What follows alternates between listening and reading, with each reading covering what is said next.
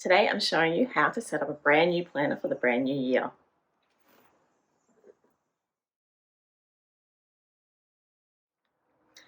There's no reason to wait until the new year to start setting up your planner. In fact, it's a lot of fun to start setting up early so you're ready to roll as soon as that new year kicks off, and that's what I love to do. This year, once again, I am using the Amelia Lane Designs Desktop Daily.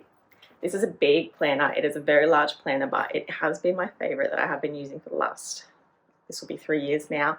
And the reason I love it so much is that the layouts are just perfect for me. I'm a daily planner. I do love daily to-do lists and regular goal setting, habit trackers, those sorts of things.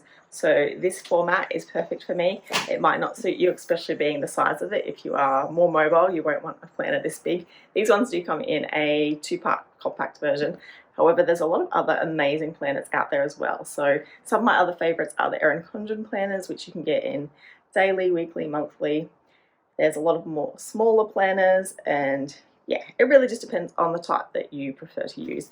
But for the purpose of this video, I'm showing you how I set up my planner using the Amelia Lane Designs planner. And the things that I am doing to set it up are things that you can do across any planner. I have a few favorite tools that I always use to set up my planner. So washi tape is an essential for me. I use that to block out large periods of time, such as holidays, school break. And the best thing about it is that if dates do change, you can easily peel it out and it doesn't leave a mark on your planner, so it's really great to use for those reasons. Erasable pens are my go-to. They come in so many pretty colours. These ones are Friction from Pilot, and they also have highlighters as well, so yes, it is erasable, which is very cool. So you just make a mistake or you need to change something on a particular day in your plan, you just rub it straight out again. And the other thing you might like to have, but it's not essential, are stickers. So there's so many planner stickers, you can even make your own. I don't make my own these days, however, I have got a favourite. These ones are from PMD on Etsy, and these ones are the school activities. They've got so many cool designs. So you've got little fitness ones, cleaning day, and then I've got all my work-based ones, which is really easy to just stick it in and know what my plans are for that day. It just saves a little bit of time. So those are the things that I use to set up my planner, so let's get to it and I'll show you how. Okay, let's get our new planner set up. I've got my 2022 planner here ready to go. The first thing I like to do, which is usually right at the front of your planner, is to go through the yearly view and just add in everyone's birthdays in the family and friends, any anniversaries or any other special events. The quickest and easiest way to do that, if you have a previous planner and this isn't your first time planning, is to pull out your previous year planner and then just copy them across, so that way you don't need to be asking everyone when their birthdays are. You should have them in a pretty easy to access spot. Otherwise, it's a great opportunity to actually get those dates put in for the first time if you haven't been doing this before. And do the same thing again for 2023. And then after that, depending on the type of planner you have, you might have goal setting and vision boards and those sorts of things in your planner. I tend to do those things last, and in some cases I do them even as the year progresses as well. Alright, so now if you have a monthly planner, this is pretty much the only view you'll have. If you have a weekly planner, you'll also have a week to a page spread, or in my case I have a daily planner. So it depends on the level of depth your planner has as to how you're going about this next stage. But for this part, I always start with putting in holidays and school holidays. So this is where I love to use my washi tape. So I usually just pull up the dates for the school holidays, knowing when the kids go back to term, and then I just stick in my washi tape and block out those periods of time. So when I'm using the washi like this, I don't really need to label what this is for, because I know it's for the school break, but you might want to add a label instead. And making sure you have a ruler, it's the easiest way to rip off your washi tape with a nice smooth line.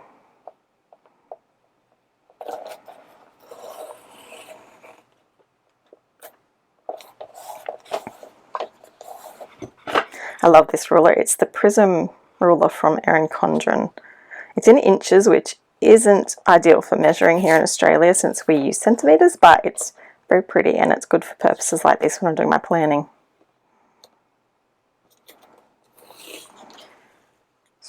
lining that one up. And the best thing with your washi tape is that it's removable.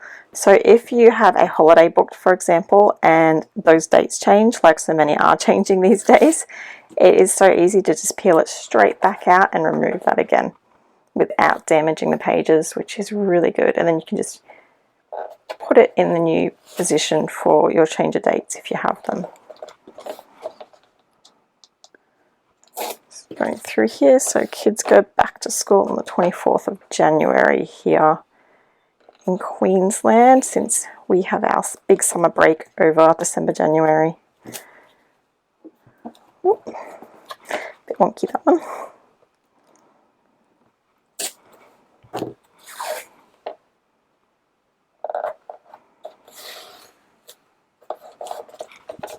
So if we actually have a holiday booked at the same time as when the school break is on, I'll use two different colour washi tapes and half overlap them, which is a fun way to just see where the different dates are. We don't actually have anything booked for next year at this stage, so can't really show you that, but just to give you an example. Ooh, this one's a bit torn. I would go through and just sort of add that one like that, so it's got the two layers instead. Alright, so I won't worry about putting in the rest of the holidays just yet, since you don't want to watch me do that. The next thing I like to do is put in all the special dates. So you can do this by hand, just by writing them in, or you can get some cute little stickers. So I got these ones from Etsy, from PMD. They are seriously cute little stickers and I just love them. They have so many different types, so I use their stickers a lot.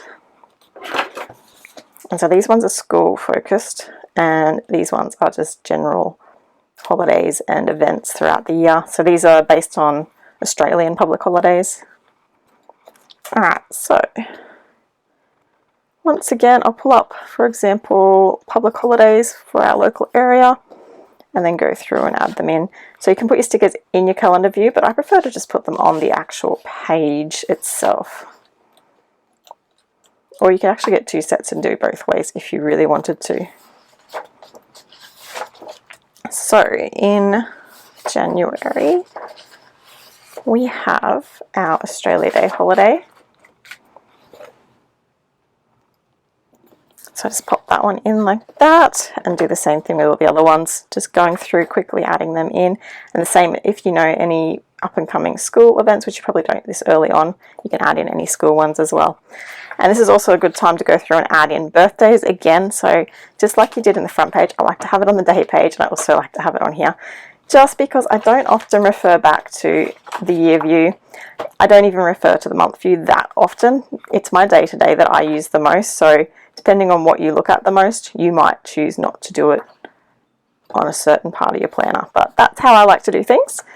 What else? If you have a page like this, I like to go through and add in anything that I know that I'll be doing every month. So for example, putting in my different income sources, my different business related bills are what I always put in here. Habit tracker, so I like to do my daily 10k steps, and oh, kitty cat. And then these are usually where I do business goals for my two different blogs, and then these are more personal goals that I do for the month and any projects I might be focusing on. And then yeah, go through and add all my different important dates and events. The other thing I do, because I do run two different blogs, I add in social media related stickers on dates when I know things need to be scheduled, or particular days of the month, or when I go and do my scheduling days.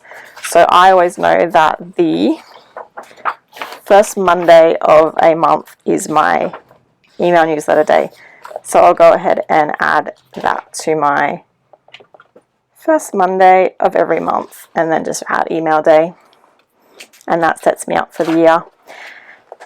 And then as far as setting up the rest of your planner, it really depends on what you have, like in terms of how your planner is set up, as to what extra sections you have to fill out.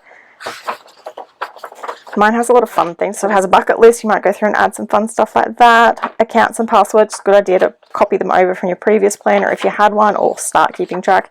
Gift buying, so you might write down the names of everybody that you would be buying gifts for this year that you know about, so you can start planning ahead. books to read, movies to watch. I put my book list here rather than movies because I like to keep track of what I'm planning to read next. Otherwise, I'll spend a good 10 minutes trying to figure it out. And then any extra notes, pages, and whatever else, if you tend to use them for something specific each year, you can set them up now and make it nice and easy.